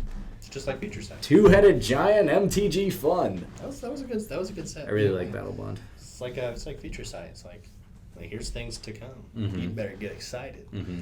Here's some crazy stuff going on. Here's partner Planeswalker commanders, which we did not get in Eldraine. Yeah. They were. I'm pretty sure they were. That was what they had meant to print those kind of things in Eldraine. Mm-hmm. It's not time for it. It would have been cool in Eldraine, even if it was just the one duo. It would have been kind of a fun special thing that you only get in the one deck. Instead, you got Oko. Instead, we got The Royal Scions and Oko. oh no, And Garuk. You forget everyone. And forgets Garuk. That's what I was telling Garuk. Fernand. He kind of gets overshadowed. The by Scions Liliana. babysitter. he's a good card. He's not bad. Story-wise, but, he's you'd their just rather babysitter. play Liliana. Yeah, no, I agree. She's crazy busted. Yeah, I agree. Everything she does is nuts. That's why she's like her normal one is like $16 and the alternate is get out of here. Mm-hmm. With $, get out of here. That's how much it is. $. Besides that, we Buy a can- box or buy this. Choose I would one. say the next set of planeswalkers after that, what would it be from Theros? No one even talks about those at I all. can't even remember. With Calyx. Calyx, Calyx. Ashiok. The terrible. I actually, Terrible. Well, the Ashiok's fun. I was but it's gonna not, say, like, I actually great. like Ashiok. I think she's pretty She's cool. fun, but she's not like great. Her alternate's awesome. Yeah. But the Elspeth, All the alternates are the awesome. Elspeth, like, that's like no $, get out of here. it's not good. Can we go back to a time when Yeah. Elspeth was cool? She was busted before. They print one that was with Yeah. no plus. But I mean, and a like, 6 you- mana to return it or What do whatever. what do you expect from a Theros set? Like nobody gets Theros for the planeswalkers. They want the gods and they want like the pantheon. The Titans were such a cool idea. Everyone The wanted first- to. Yeah, but there Always wasn't good enough of Elspeth. them. There was like 3 of them. The There are first 2. we all said something at the same time. The first Theros, Exactly. the first Theros Planeswalker Elspeth, she was insane. She Mhm. like one of the Is it dominant cards in that Knight format. Errant? No, Sun's it's- Champion. It's the 6 mana one where you I think she was You six green make mana. board 3 wipe. 1/1s? You make She the was 3 6 mana. 1/1s, Oh, or yeah, you can yeah, minus yeah, and yeah. board wipe. That's a good one. She That's a was, good card. She was crazy good Yeah, at man. that time. That was legal as well as Thoughtseize. Yeah. I forgot Thoughtseize was in Theros. Yeah. Ooh boy. Mid range was insane. There was a red white mid range deck around that time that also had Goblin Rabble Master. Oh, I was nasty. My boy. My boy. I didn't realize you were talking about my boy. That- My That's favorite where- card from that set was. That's where Mono Black Devotion was born. Mm-hmm. In that standard environment. That's where Devotion was born, actually. Was in Theros. But anyway, so besides those planeswalkers, we go to Ikoria. There was only 2, right? Luca and Vivian. Vivian. Was Narset. it? I forget about And Narset. Narset. I knew Narset, but I forgot about Vivian, even though she was like on the cover. Because none of them were as exciting as they could have been. To be Narset's fair cool. though, Luca's Luca- cool. Luca actually there's some decks that I saw where they were using Luca. He was Luca in, was like, busted when you were playing that 2-3. that's what I was gonna say. Like early on in that standard with Ikoria, he was in like every single deck for a short period of time. I've seen him like crazy. It was mainly that 2-3 being busted. Yes. That being the easiest way to get it out. Yeah. So imagine that easiest way to get something out and put that in modern. Okay. Well, that's the best thing you do. Cheat into play. Emrakul. Exactly. Yeah. So there's a deck that I've seen. I don't know how consistent it is, but it can get a turn 3 Emrakul or turn 2 Emrakul sometimes. I That's remember. pretty mean. I remember when the best way to do that was just Nahiri. She was really expensive from Shadows or whatever. Mm-hmm. That was cool. And now it's like garbage. Luca, come down and immediately do it. Yeah. It's like I like things the are way getting you worse. explained that. That was really good. things are getting worse. Yeah. Things are getting a little too. That's why they have to keep banning stuff left and right. Yeah. Yeah, it's weird. You'd usually like see bannings for like modern, and then that was it. They're still banning stuff from modern. And they're banning stuff. Yeah, from but standard. now it's like you got to worry about like a ton of standard ones. Yeah, but it's across the board. Ridiculous. It's like, man, just like reset. Let's go all the way back, like Fernie said. Let's go all the way back to cons. Let's go back to Let's Kai. give you another scratch it off and start it again. Everything else will be a wash. We'll Forget go about back. it. We'll go back to cons. Remove Ugin's Nexus. give you guys- And we'll pretend like everything else doesn't happen. We'll forgive you. We'll forgive you guys and give you a bit of extra time. We'll play Force of the Will for a few years. We'll rewrite all the other cards. And then Maybe you they can you know, also put a story in the sets actually. Oh too. yeah, you could also do a story instead of me having to go onto a wiki to read like a million things. They got stories. They've been doing those mothership, like the landing stories. How they used to do a long time ago, and then they stopped and they did some novels, and everyone was like, "This novel sucks." And I'd now they're like back to- writing stuff. I'd like to kind of interject there and call back a little bit to this magic themed D&D stuff they're doing. It's a way for them to get people interested in their other games too, because there's a ton of lore in the D&D sets. So you want to learn about Theros. Theros is on everybody's mind right now because the story's so good. It's all in that book, and there's not just like story, but there's lore on specific characters, so you can learn about your favorite gods and stuff like that. I'm talking about like in the actual sets that have been coming up. I didn't even know the full actual story that happened in Theros. Yeah. Usually, like I would at least understand, but it's like no, I don't. Same thing with Ikoria. It's like, is there even a story? Well, that's what There I'm saying. there I is. hear As I the- said, they have those articles. You could read them, but it's Yeah. not like super obvious from the cards what's going on. The problem is too. It's like I hear people saying it's like the cards will say one thing and the story will say another thing. So it just sounds like they're just conflicting. So it's like, it's like, what do you even take? You got to spend 10 minutes on a wiki reading everything. Yeah. That's what I do. That's one thing Magic players don't want to do. That's what I was gonna say. Is like I feel like most players just don't really care about the story. They just want to play the game. I want to out care. there. It's kind of like Angel said. He wants to casually care. He No, wants yeah. He Yeah, wants yeah. the cards to communicate. No, what's I going agree on. with you. Yeah. I agree with you guys. Every time, honestly, when a release came out, whenever I walked into the old place we went to, Manaforge, honestly, I would just get in conversations because people would always be talking about the story. It's like, oh, this is happening, this is happening, this is happening. There would just be random people, and then you're just like, oh, yeah, that's pretty cool. So it's like I learned through them, too, because it's like people are actually talking about the story. Right.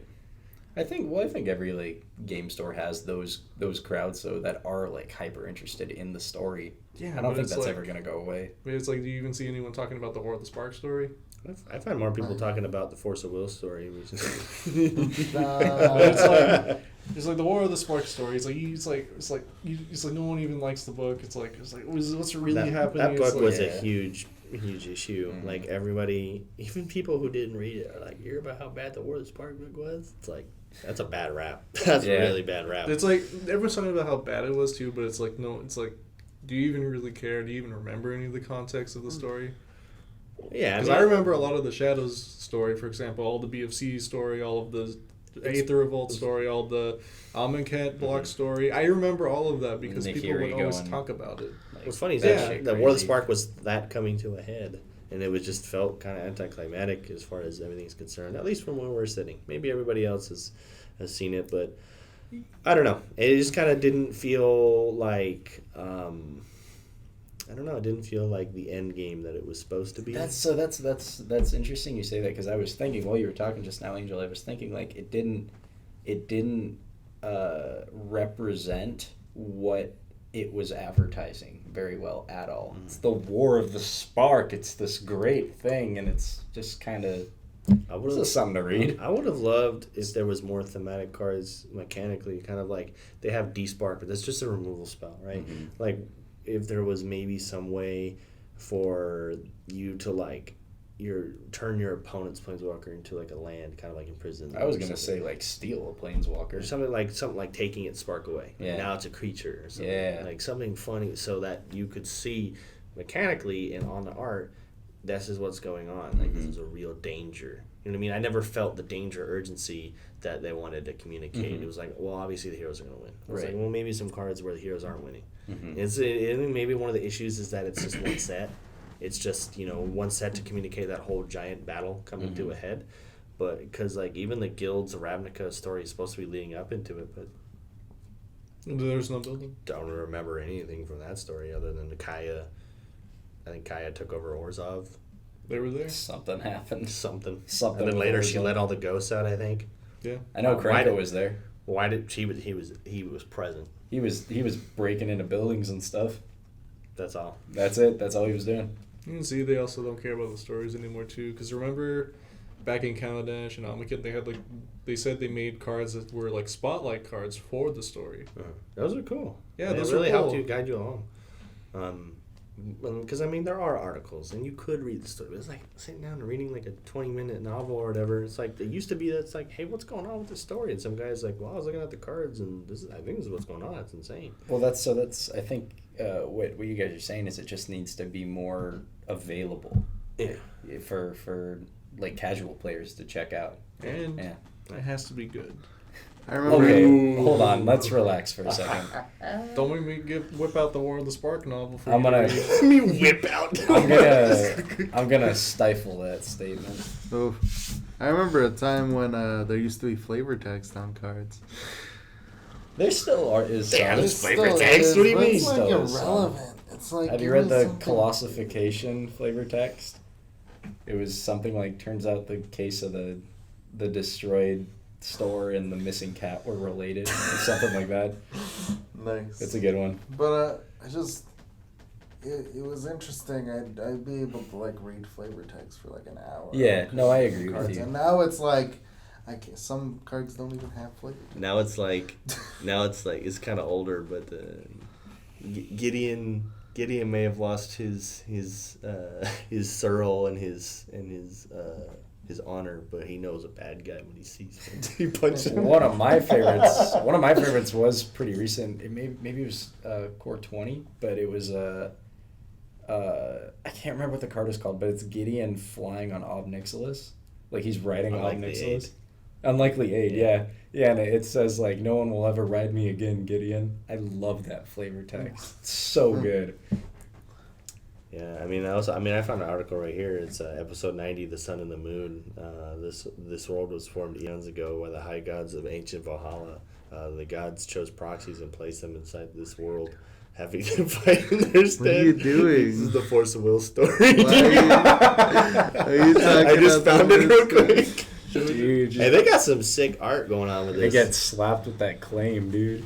They got like this big like chrono giant thing. It's kind of neat. And Chrono Giant. if you saw it, you think it's cool. Welcome to the I don't know if I Chrono can put this Podcast. one up, but they've got this like anime god lady holding up the Star of David for some reason. If there's one thing that Miles has always loved, it's anime god ladies holding up the Star of David. There's a rabbit with a bunch of golden adornments floating in these in Stars of David, holding a book that has the star. What is with There's Force a lot of like Stars of David going on. All right, well, thank you for listening to our podcast. Have a good day. And we'll see you next time on the MMMtg Podcast. This is the JF Force of Will. The JF Force of Will, Miles More special. We went really far off of. Yeah, Core I was gonna. Okay, so I'm glad you said that because I was actually thinking about while we were talking. Core 21. Help. Like kind of going back to what you were saying, Miles. Like when you open Core 21, it's like you're gonna find something that you like. You know what I mean? Like I opened a couple Terror of the Peaks. I opened Fiery Emancipation. At the time, I was like, this is really expensive, but it's kind of something I like about Core 21 now, are the really hefty drop red cards, because you feel like you're throwing a freaking meteor at somebody, you know? It's really, really cool. Terror of the Peaks is nuts. It's insane. I just saw this deck people have been playing where they play it with Uro. You got Terror of the Peaks out, you pay 3 mana, you 6 damage, Yeah. dome somebody. It's Whoa. freaking wild. Remember the man. infinite combo we looked at? There's an infinite combo with Terror of the Peaks. In Standard? And another card in Core 21, that stupid spider. There's a Spore Web Weaver. Oh, that's right. It's a we were 3 talking mana about 1/4 that if you give it indestructible and you play Terror of the Peaks. So now when a creature enters, you can deal 1 damage to a target. Target the Spore Web, which is indestructible, and it makes a 1/1, and you gain 1 life. Yeah. That creature enters, Terror of the Peaks triggers, damage the Spore Web Weaver, make another 1/1. You make infinite tokens, get infinite life.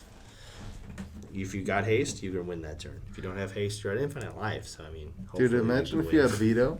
If you don't win There you that go. You turn, play veto play veto to, right, there you go. trigger this. I just want to say, if you don't win that turn, there's no such thing as infinite life. You have to win the turn for infinite life to mean anything. That's what I'm saying. You play veto. You play 3-color deck. You play veto as the creature that enters to cause this mayhem. Mm-hmm. And then you just win off of the lane. Yeah, right. And your opponent cries because they can't do anything. Mm-hmm. We've been spent a lot of time on, I would say Core 21, but it's actually on the tangents. But anyway, is there anything you guys want to mention before we head on into Double and Masters? Arena sucks. Man, Wow. man, He just like Let's ruined just it. go.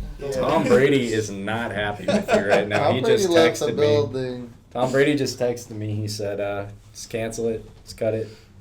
That's something we talked about before. It's like, I love that we mentioned Tom Brady, even though there already is like a professional NFL player that plays Magic. So okay, because I don't really watch or care about football. Mm-hmm. So like when you guys mentioned that, because I knew that there was an NFL player who played, I'm thinking, is it Tom Brady? I feel like I would have known if it was Tom No, it's Brady. Cassius Marsh. Okay. He buys a lot of really expensive stuff and he flexes Magic cards. It's hilarious. And it's really cool that he plays. But for some reason, we just mentioned Tom Brady. He was on Command Zone, right? He was, yeah. On Twitter, I saw one of his posts where he just has like a short little video where he one of those moving clips where he shows you like something. So it was like this stack of VIP packs. It was like almost. It looked like it could be like 100 of them. You know, that's all that football money. Dude, What can you say? Did you just describe what a video was to us? One of those moving clips. It's a clip of moving pictures that appears on a screen. I think he's talking meant for about, your entertainment. I think he's talking about the boomerangs. Yeah, on yeah. Instagram, right? It repeats the same video, but it's very, very short. Maybe. Not the boomerang, but it's like, you know, it's like, Whatever I this guess he is, does like a George. panoramic shot with the moving camera to show you it's like how many they are. He just did a panoramic shot. Yeah. So you just put something on Angel, you are a freaking genius. Thank you. He invented. Going, I'm gonna pat him back. going right along. Double Masters. It has come, it is gone. It is the crazy set. Double the rares, double the foils, double the fun, VIP packs. We have already explained the product, but what we wanted to talk about is our reactions, what we've opened, and all the crazy stuff. So, like we mentioned at the beginning of the podcast, we did 2 openings of this set on the channel.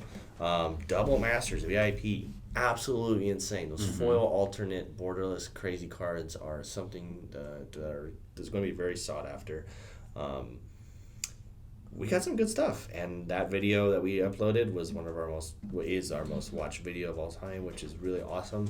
And it's a hot product. It is a hot topic right now. So, what do you guys want to go into first? Do you want to talk about what we got, or your most excited cards reprinted or alternated in the set? Blood Moon, baby. I love Blood Moon. And that full art Blood Moon is freaking gorgeous. It is. That's great. It's really good. It's really good. Mm-hmm. They did a lot of really great borderless cards for this set. I'm not sure if we talked about the full list last time we were on the podcast. We know we showed a few, but I could shocked us. I could throw I could throw the full list up now on the screen. It's I think 36. I like that little cue. There's like 36 of them.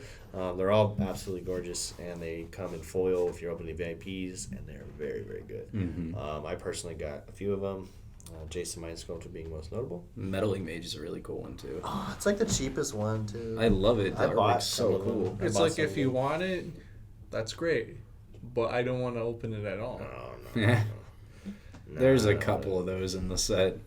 We were talking about Bosch and Shamanic Revelation. As far as rares, not borderless, but just the because rares. getting the in general. borderless bad is you're crying for days. Lightning but Greaves. that's kind of the thing. Is like, because like Greaves, for example, you're still gonna play Lightning Greaves, and But you're still gonna feel depressed. Meddling Mage, like I know you really like them. I love the Meddling Mage artwork, so I open that, and I still, like you said, I feel like, hey, I got something cool. You know what I mean? It helps that you get 2. Yeah.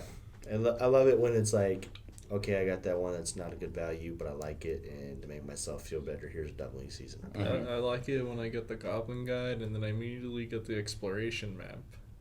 That's cool. I like that's good flavor. I like That's great flavor, but please. It's like, oh no. Oh, I would be absolutely thrilled to have that. I've back. seen more than one pack that was Fatal Push Goblin Guide. Yeah. It's kind of like, Kind of going back to what we were saying. yeah, that's not good. If something's gonna be a repeat for people, please don't let it be Fatal Push Goblin I Guide. feel like maybe they're just like, because I mean they've been releasing a lot of stuff. Maybe they're just rushing this stuff out. Have you not noticed? I mean, I'm just saying. He's like, that- I've been in the factories. I've been in those factories. You know how many miscuts I've seen lately? Ooh, Jesus. Miscuts is actually a good topic. That is, miscuts have been on the rise recently. There are some common misprint errors like double masters on islands. The unhinged or whatever islands have a common misprint on them with a little red line on the side and the inside. And Core 21, I've seen quite a few miscuts. Double Masters, seen quite a few miscuts. The Mana Crypts, I think I have a common miscut on them. How They're did we slightly not- misaligned. How did we not talk about the misprints in Jumpstart too? They Well, were calling I them misprint masters for a while. Yeah, I that was mentioned that. really rushed. They had, I'll try and find it. They had these crazy misprints where it was like the islands and the mountains printed on each other. They're like, hey, here's a new volcanic island. right. And they actually look super sweet. It And they're looks probably, so cool. to be honest, they've probably sold for thousands at this point. Yeah. If you get stuff like that, you're in the money. People were pulling them from like the blister packs that you get at like Target and stuff. People were pulling those out of everything, boxes and random packs. There's their, Ooh boy. yeah. I think the best one I saw was that there was a Liliana that had a background of the I'm trying to remember the green enchantment. Doubling. It was like one of the doubling enchantments for the counters only, and it had that background. The new one, right? Yeah, the new one, the 3-mana one. But it had Lily, huh? Branching Evolution, something like that. Something like that. I'll have it popped up. Yeah, so it had that card art on the background behind Lily, so it looked like almost like a Disney theme or style. That's kind of cool. I actually really hope I can find that and put that up for everybody. Mm-hmm. If not, I'll do a really funny mock-up. $1 billion later. A really funny mock-up. I'm actually more excited to see the mock-up. You haven't seen that in our previous episodes. It happens a lot. No, I have, but that one in particular, Yeah. especially described as like a Disney kind of. If they don't have it, I'll see what I can do. Favorite thing was Burb. Burb. That was a good callback. Our last podcast, we spent about 10 minutes talking about burbs. Redoing that joke over and over. Nice. I like it. We get stuck on stuff sometimes. Yeah. Because it's That's cool. hilarious. No, I don't think that's true. It might not be hilarious to the crowd of people listening. The to us. crowd. Might be. The masses of I mean, listeners. just on a really quick side note, I know when I listen to these kinds of podcasts, whenever they're just talking about things that they like about Magic, that's the most interesting thing to me.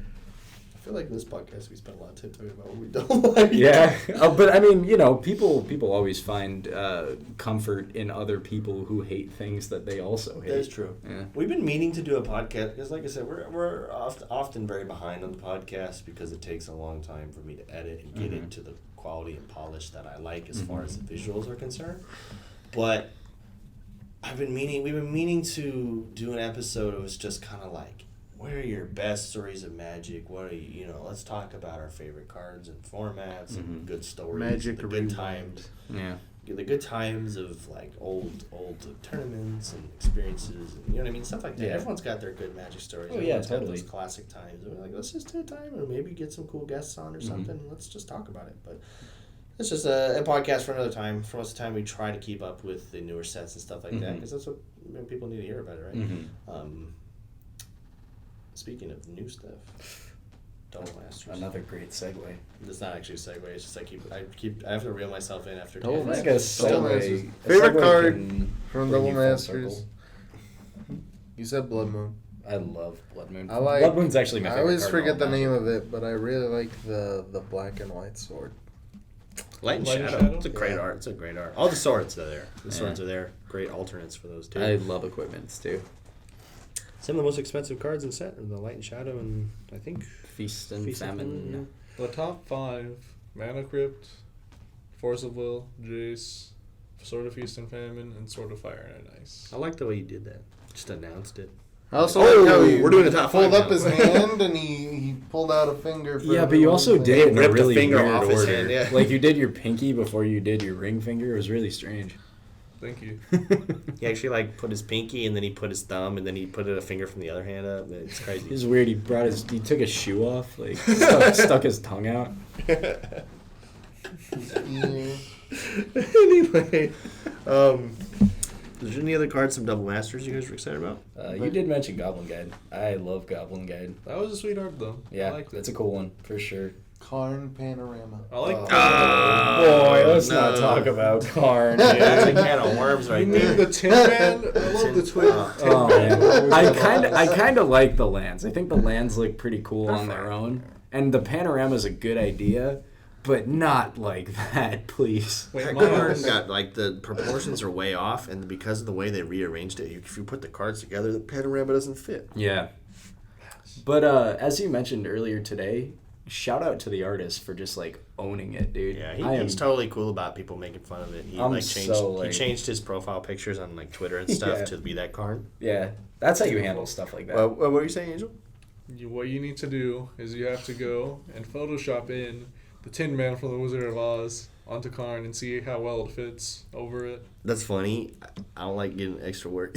I'm dreading the amount of stupid things we've already said so far. I'm like, oh my god, I'm gonna be editing The this. flashbacks from Burb. You're welcome. Oh man, He's getting Burb flashbacks. when we did that Halloween podcast, that took forever. I think even the one before it, we would just say dumb stuff And it's so funny in the moment, and then for me later, it's like I guess hours man. editing that stuff Sitting together. there A lot of next work. to you, watching you edit, and I'm you're like- just like, I gotta take a break, bro. And like, you don't got time for a break. I got no breaks. He pulls out the whip. You're like, no breaks. No breaks, bro. I'll go back to playing Back to the Minecraft podcast. now. No breaks. Jeff said something really heinous. You gotta censor it.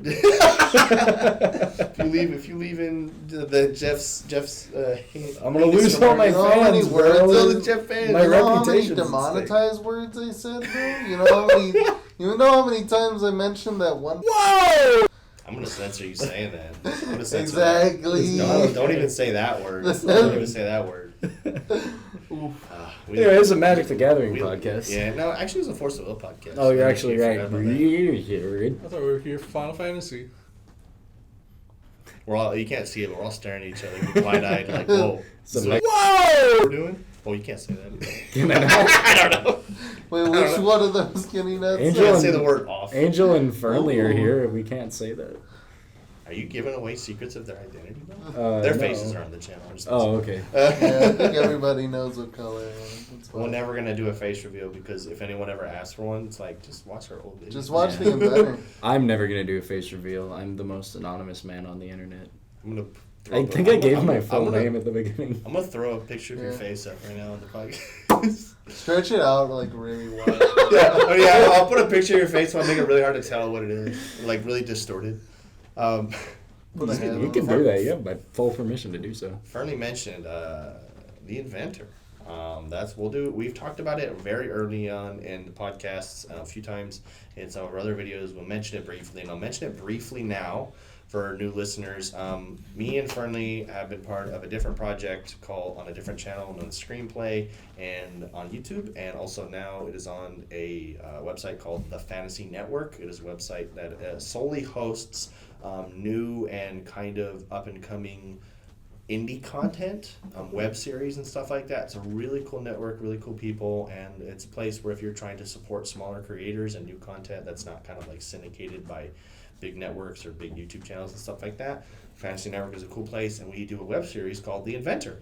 And we did a season 1. It was a great experience and had really great feedback from a lot of places. The Fantasy Network loved it. The website known as Terrible, which also does a lot of web series, they're the owners of that website, really loved it. And it was really fun doing that. And we're actually up for a second season. So if you guys want to, I'll put some relevant links in the description and maybe some pictures up now. If you guys want to go ahead and support that or check it out, we're going to be doing a round of fundraising soon for that next project. We're hoping to get enough budget to do season 2 the way we want to do it. We've got all the pre-production ready to go. We're in talks with that Fantasy Network, and we're going to get something going. So definitely check that out. Watch the first season if you haven't seen it, and let us know if you're interested in helping out make season 2. So little ad bit aside. I wasn't even planning on doing that, but he just reminded A me. little He's like, shameless plugging in there. oh yeah, I'm gonna put a picture of an electric plug right now. You got a picture of me getting Oh, electrocuted in the show.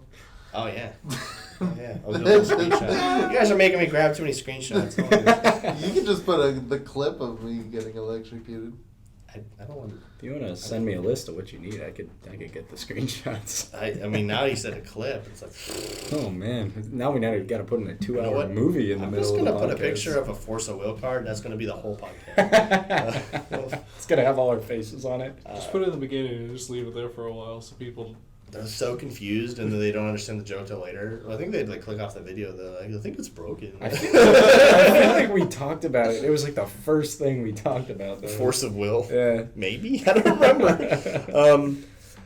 I think we've spent a lot of time on infinite tangents. Yeah, We spent a lot of I time on agree. Double Masters and Core 21. So we wanted to do the little fun thing at the end because I think this is something I wanted to try us doing for every podcast. We're gonna call it the ad/token slots. We'll have a little bit of fun at the set boosters. So every 1 in 4 episodes will be an ending piece. It kind of is that, isn't it? Because this is season 2, episode 6.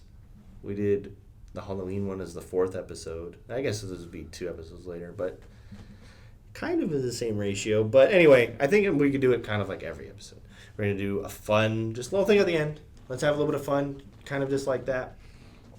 We're going to do some dumb stuff. My favorite thing to do is to, off the top of our heads, let's just make, spitball some really dumb custom cards out of nowhere. Okay. Or if you have any MTG stories recently that were pretty nutty, if you want to talk about those. Nope. Or anything of this. Did I What was that? Shut me down really fast. Did I ever tell you guys about at the shop that Miles and I work at? We got a guy who came in really late one night. I don't know if you were here for that, but he came in really late one night. He's dressed in like all leather, really tall guy, really greasy hair, and he comes in and he goes, "Hey man, I'm looking for a red D20 to school some of these guys at Denny's on some new wave dice."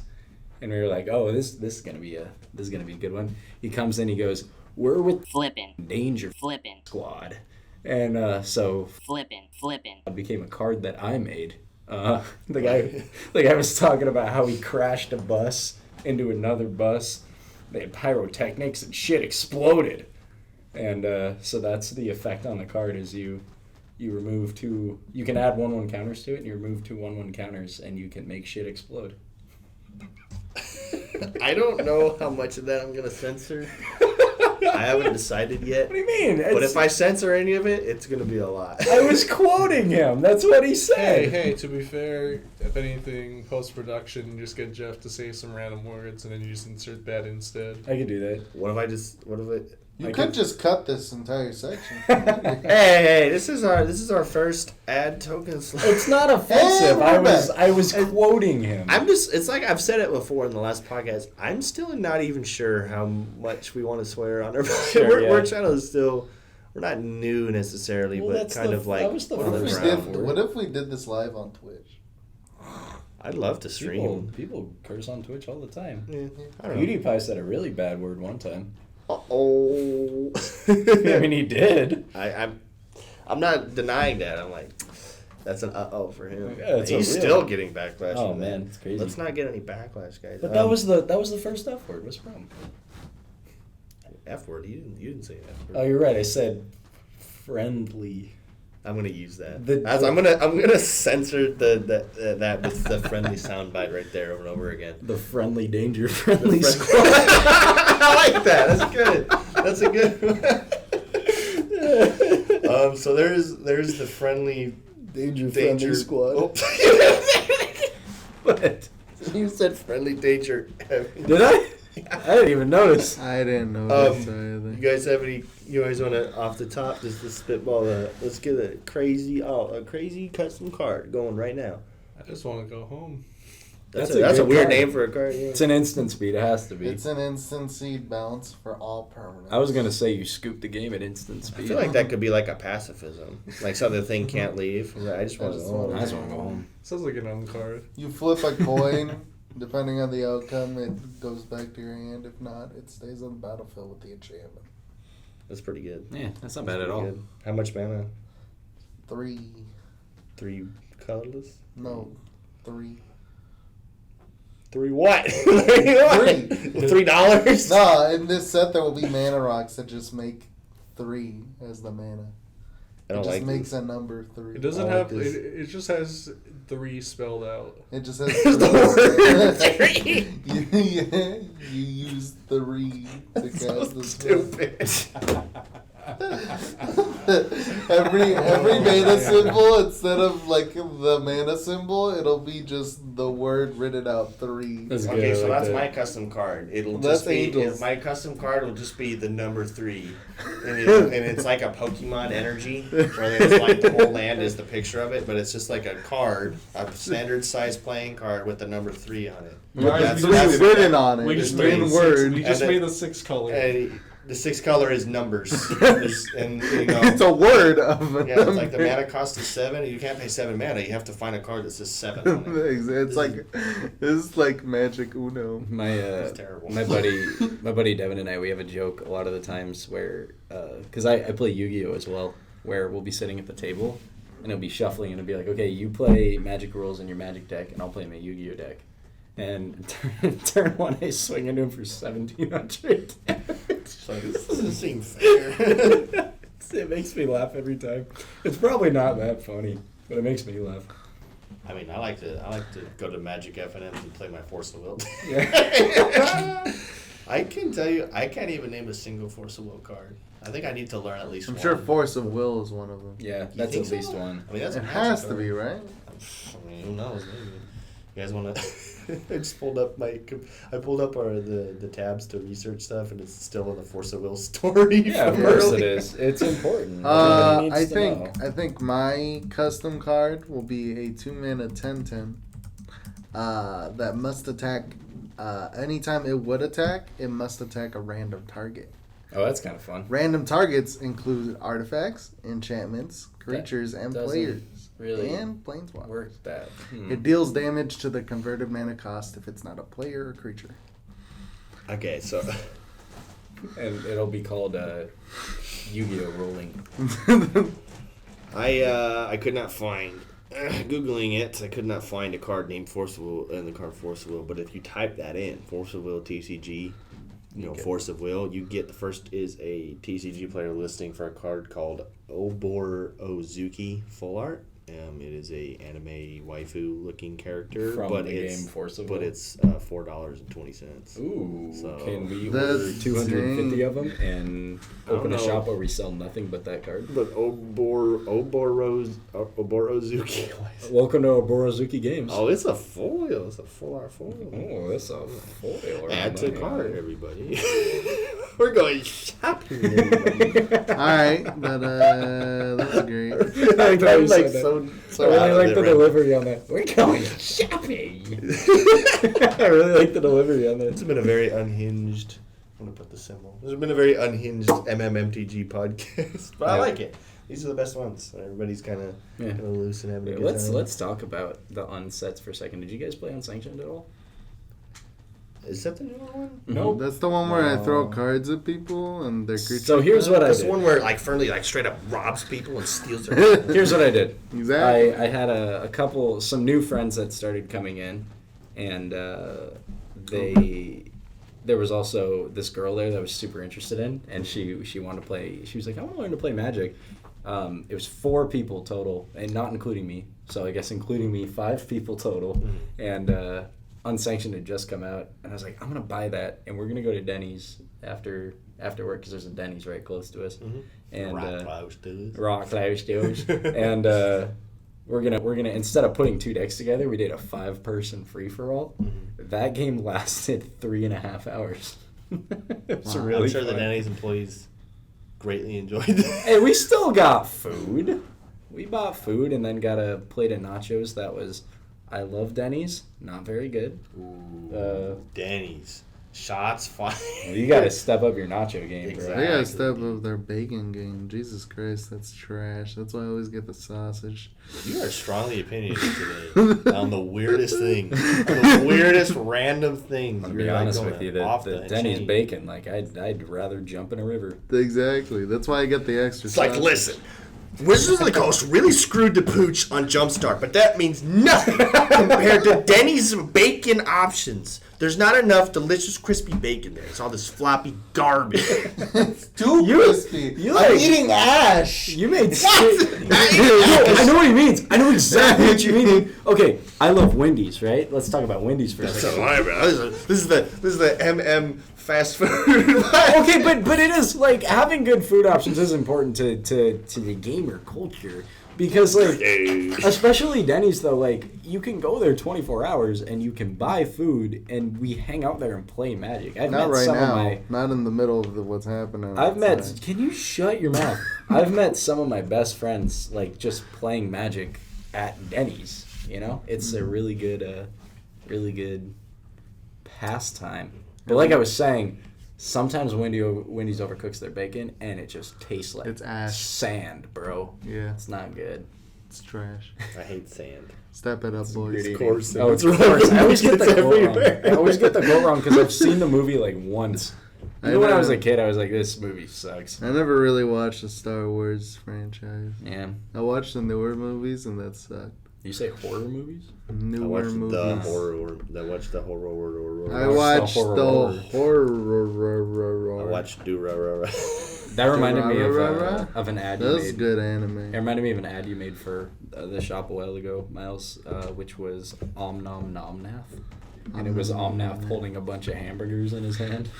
I'll pop that up in the screen. Double quarter pounders? Question mark? New crispy pretzel chicken fries from Burger King. Ooh. Do they have those? That was a meme from a long time ago. They Is that a existed, real but thing? the commercial was like kind of funny. It's like new crispy pretzel chicken fries from Burger King. Crispy pretzel on the outside, juicy white meat chicken on the inside. And get it now, Burger King. Only But at that's Burger King. like every fast food ad. It's like but it was like a meme a long time ago. Like if you just from type Jack in in, the Box, the arterizer.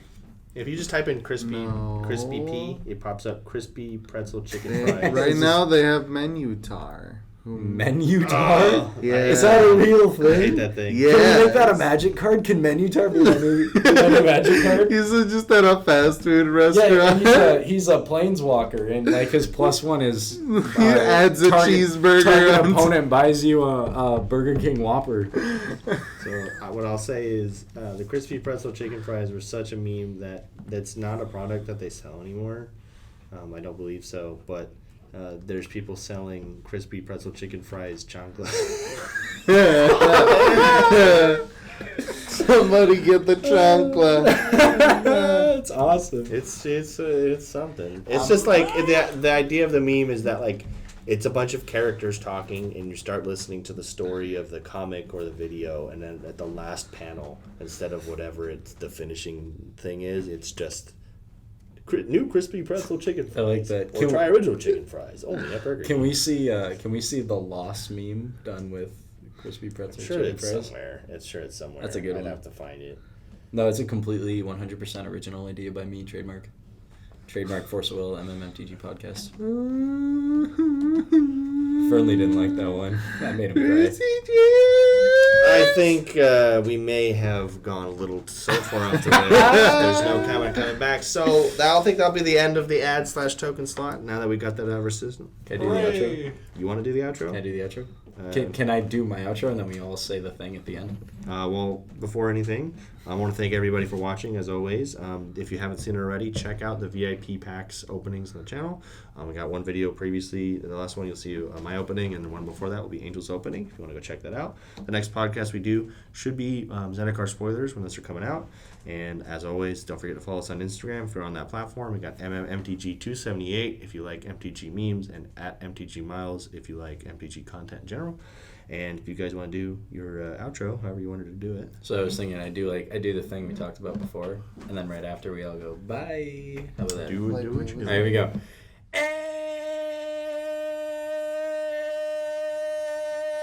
And we're gone. Bye. Bye.